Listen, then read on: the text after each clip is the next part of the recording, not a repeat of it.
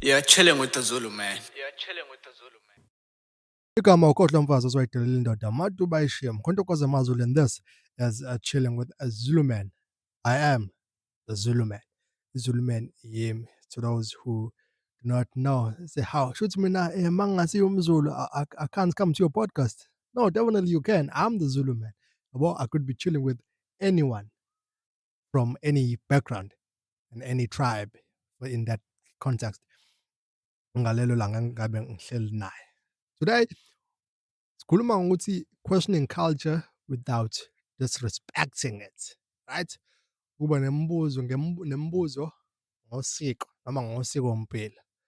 Ngale ukuthi ke kuzwakala ngathi awuhloniphi noma uzilahla ubuwena. Ukuthi ke into ke siyaziyo ke leyo sonke because masikhula siba nemibuzo eminingi, right? Ukuthi isuke ingamningi usuke uwodwa nje ukuthi kungani kwenziwa ngaleyo ndlela noma kungani kunjalo, right? Kodwa lokho kuye kungafiki kahle isikhathi esiningi kulabo esuke sibabuza ukuthi hawu sesikukhulise kangaka wena uzalwa okwenziwa kanje nawe wakhula senza kanje usuzibona manje mhlawumbe usunobuhlakani obudlula bethu uthi ungasibuza ukuthi kungani izinto sizenza kanjalo ukuthi-ke sosuke singalwi nokho uma sibuza leyo mbuzo ekanjalo.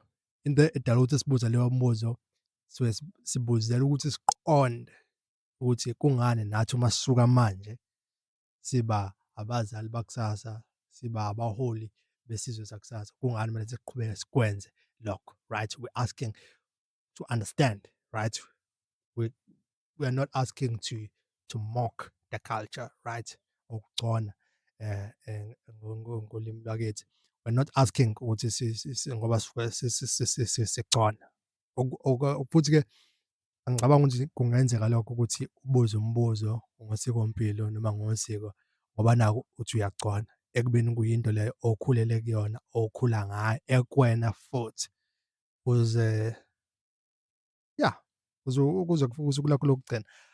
Ngisho angicabanga ukuthi usiko mpilo lwakho uyalahla noma ngabe ukuphi nomhlaba.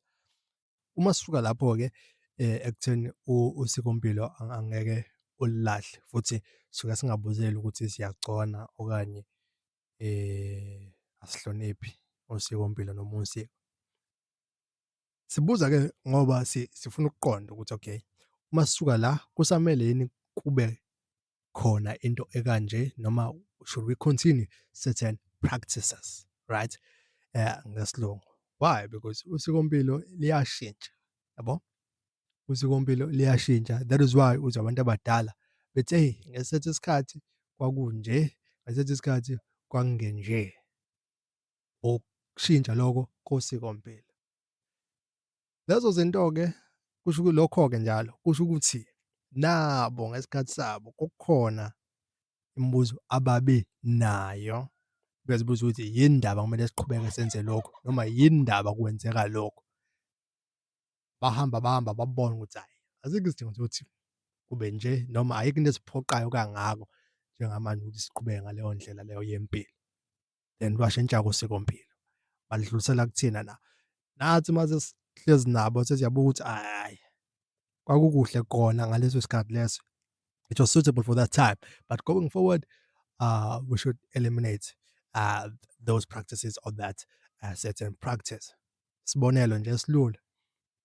Angicabanga ukuthi kudala no ngiyacabanga ukuthi kudala ukugqoka imvunulo cishe zonke iy'nsuku mhlampe noma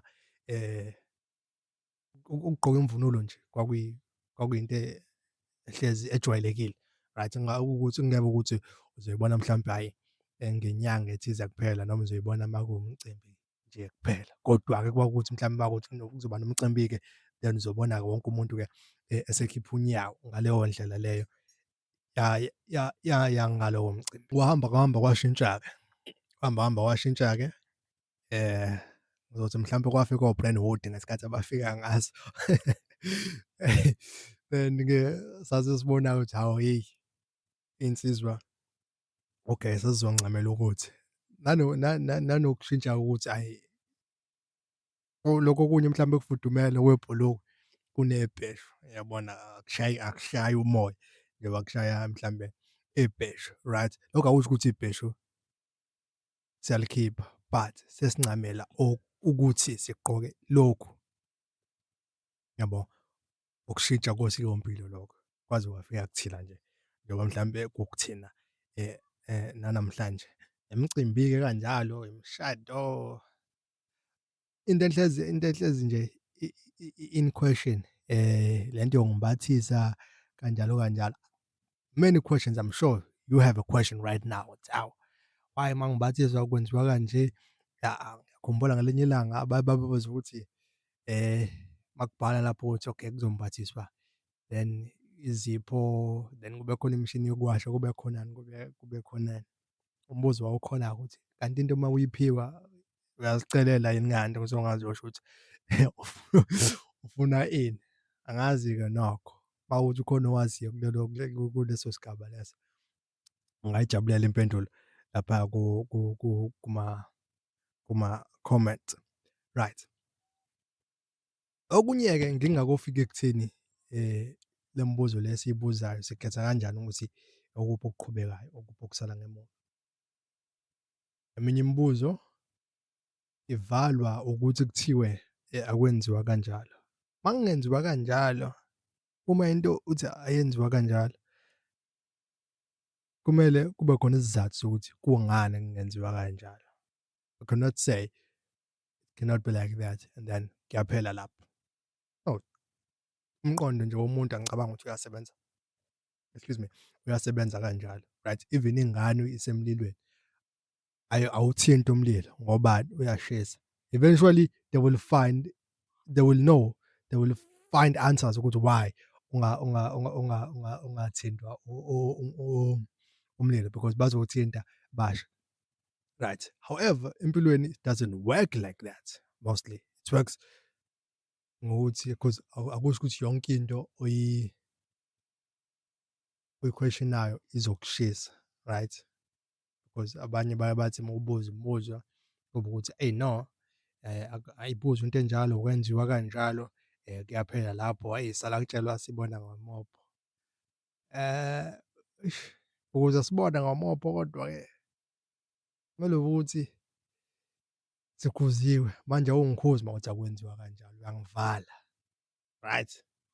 That is that is me in my thinking, but I stand to be corrected uma kuwukuthi lento ngiyibeka kahle ngesiLungu noma ngiyibeki kahle, ngiyibeka kambi ngolimi lakithi.